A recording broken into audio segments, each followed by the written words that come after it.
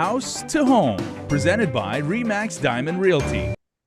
Okay, do we have a surprise episode for you, everybody? Liz is right now on a train, or actually just got off a train in Narita, Japan. Safe travels, Liz, of course, always.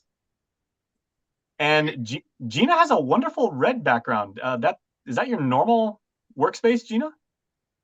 No, you know what? We finally, after almost actually a year, right? Because the storm hit us last year, May. So yeah, it took us a year to finally be able to secure a contractor to start doing our work.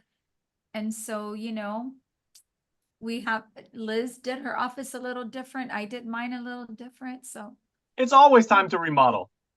And I have to get like a new virtual background and everything. But you know what? Speaking about remodeling, we are actually featuring not one but two viewer questions, and then we're going to talk about that little controversy that's been going on with people getting scammed over rent. All right, ladies. So I have got a pair of questions that were submitted by viewers, and they want to remain anonymously. That's totally cool. But the first question they were asking for you, and they say, "Dear Liz and Gina, I am really considering becoming a landlord because I see the benefits. I want to make some extra money. I've got some property. Do I necessarily have to get a business license? And if so, do I have to go with a sole proprietorship, an LLC, or an S corp?" Well, they can actually do whichever, depending on, their tax situation. But yes, they do have to get a business license. And the process normally is, of course, they have to apply. There are a number of inspections required by the government, which would be public works will come in. The government normally wants to see that the property is compliant with government code and that there are no safety hazards. So they would come in and inspect. So there are two types of inspection. One that says the government, just to make sure your business license is in compliance, that the issues with the property is in compliance. And then the other inspection could be, let's say if you wanted to rent to a military tenant, then at that point, the military inspectors will also come in and do another inspection. But inspections are critical to ensure the safety and that there are no hazards to the tenant. And then, of course, part of the business license has to do with paying your gross receipt taxes. So the government does want to make sure that you are in compliance with all their codes and with their regulations. Okay, Gina, since we now have established that this is required and you want to do things by the book and by the letter of the law, what do you typically see on Guam more? Is it LLCs, meaning that, if anything should happen and, somebody pulls you into court, your own personal finances won't be affected and your checkbook is secure? Or are people going with like S corps or even sole proprietorships? those are fantastic legal questions, which of course we're realtors. We don't give legal opinions. Right. What I would strongly recommend is that, so I'm a simple person, so I like to keep things simple. My rentals are under our personal name. I just want to put that out there. But if somebody has the means and they want to contact, let's say, maybe you have an attorney that is a family friend, or you can afford to pay for a legal opinion to tell you what's best, then you'll contact an attorney that you know, and they will give you advice. And Liz was correct in saying that you also want to check with the people who do your taxes. But if you're simple like me and you were doing your taxes on your own before you could afford to hire somebody, then I just like to keep things in my name, and I'll go and because it sounds like the person wants to start down the road of investments, right? And they have property already.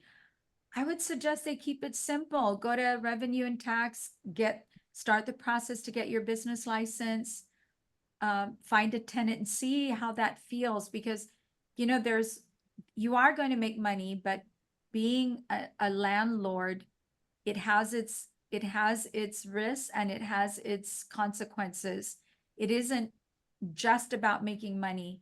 You have to see if you can endure the process of having tenants, because it is a process. And I just had I like how you're choosing your words carefully. I'm trying.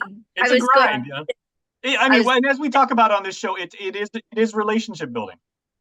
Yes, and I was going to say the trials and tribulations of being a landlord. You have to ensure that through the process of renting property that all the items are working in the property. So if you're including the appliances, you know, things happen where the appliances and the plumbing blink out, and then you have to jump in to make sure you have vendors in place to take care of the different maintenance issues.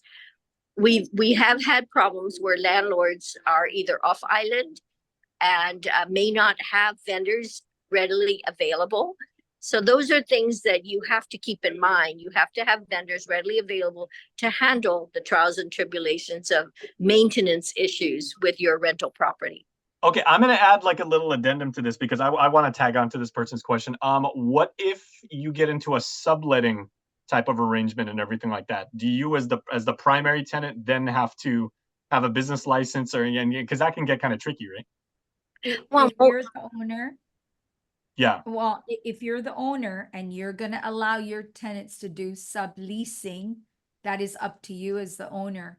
But that is something a landlord has to give permission for.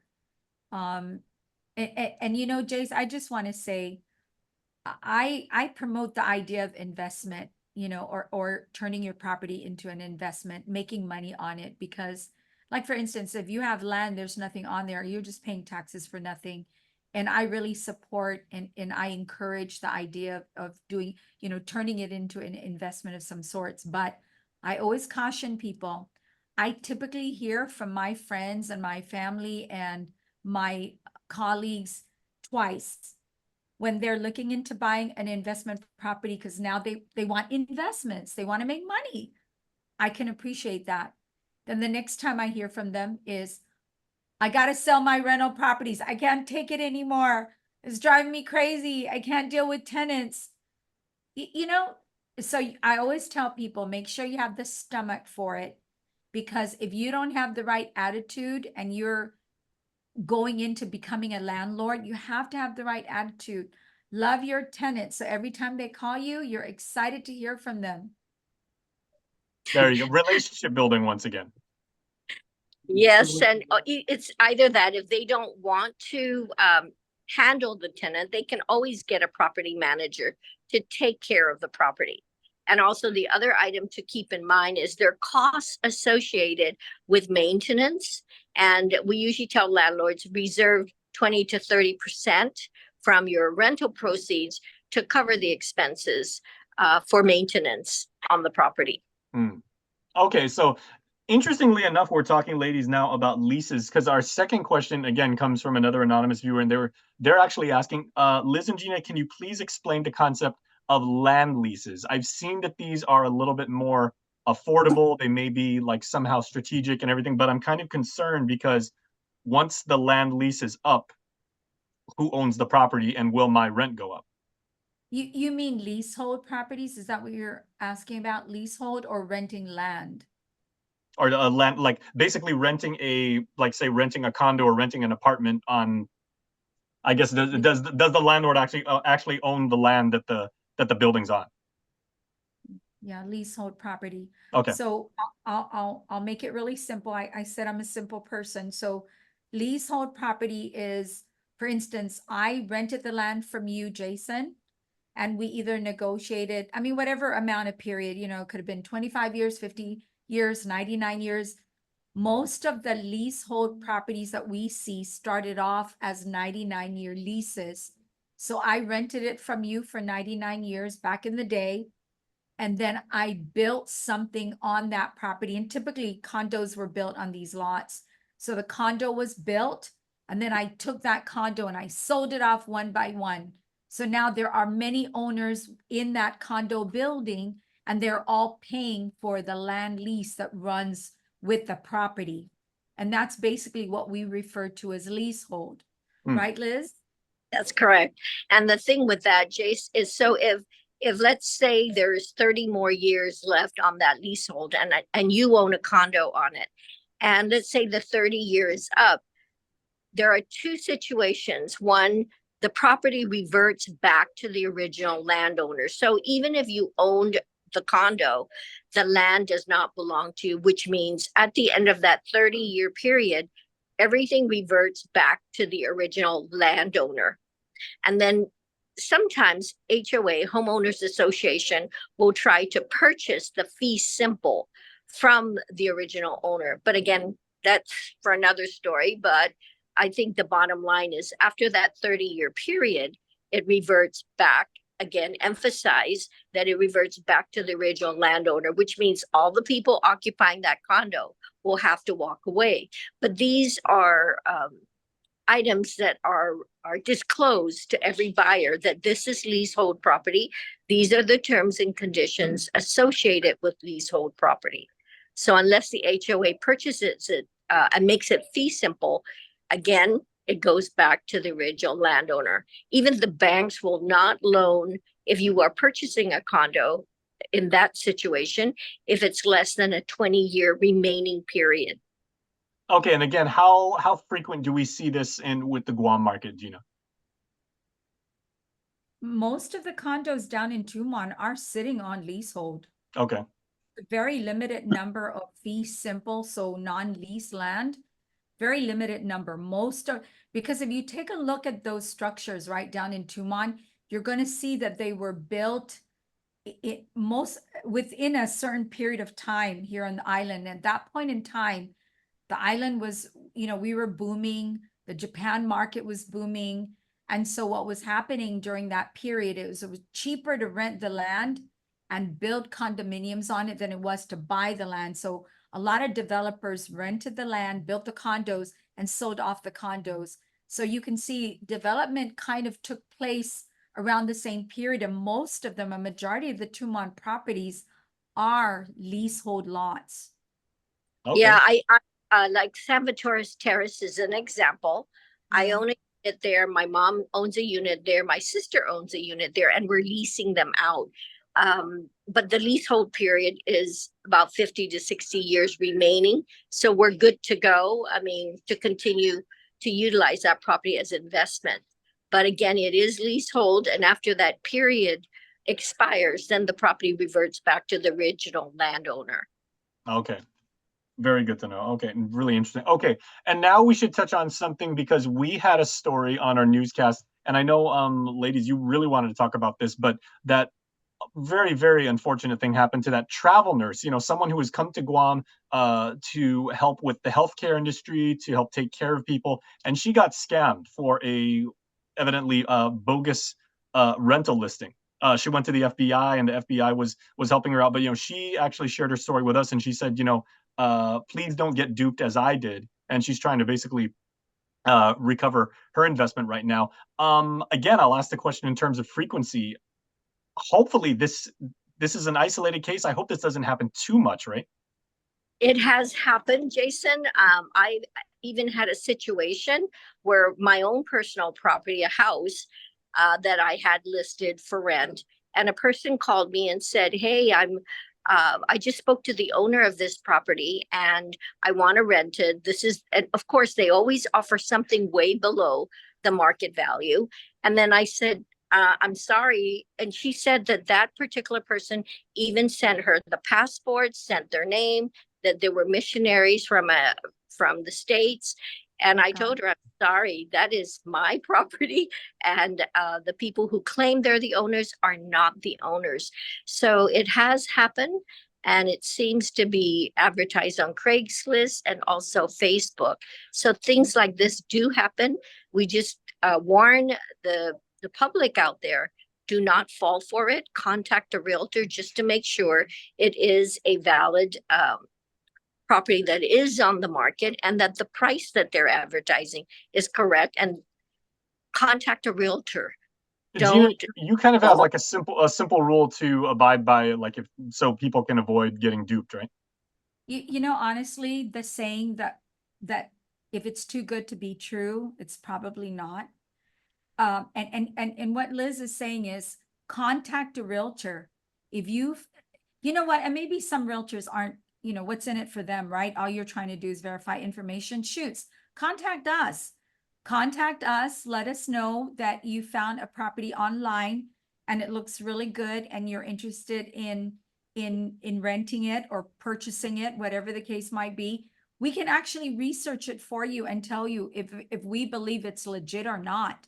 because we have access to the information, so we can look it up for you, because it may not happen every day, Jason, but it happens enough times that it breaks our heart. It's happened to me a couple of times where the tenant had already paid the rent, drove up to the property, my sign was there, and called and said, can you come and remove your sign because we already leased it? Aye. Ah, that's news to me. The owner didn't tell me they leased it. And then we get into the conversation, find out they already sent the money. Yes, I talked to this person. Oh, that's not the owner. Oh, no, that's the owner. And you know, they always use the religious, Yes. wait, yeah, because same thing. The owner was a minister from the States. They had to move suddenly. And it's Okay, so in terms of psychology or in advertising, or they call that appeal to sympathy. yeah, trust me, I just want to help you.